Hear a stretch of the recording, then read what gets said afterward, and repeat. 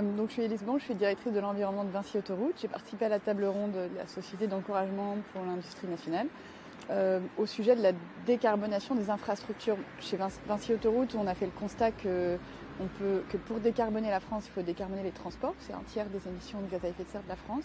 Que parmi ces un tiers des émissions, en fait, il y en a 25% qui sont liés à l'usage de l'autoroute.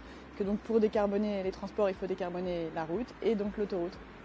Donc j'ai présenté les actions qu'on menait chez Vinci Autoroute pour participer à cette transition, qui est une transition d'usage. Donc déjà de mettre plus de gens dans moins de véhicules, donc développer du covoiturage, ça a un impact important vis-à-dis de la deuxième table ronde là, qui est en train de se passer.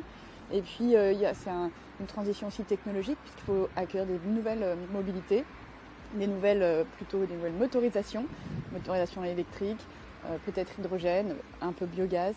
Et donc j'ai présenté tout ce sujet. Et enfin, le dernier point, c'est que il y a deux derniers points. Il y a que l'infrastructure aujourd'hui de transport va devenir aussi une infrastructure de production d'énergie. On a un fort potentiel pour mettre des panneaux solaires sur les délaissés autoroutiers qui participent à cette transition vers l'électrification des usages. Et puis également, le foncier autoroutier est un foncier important qui doit continuer à s'intégrer dans les territoires.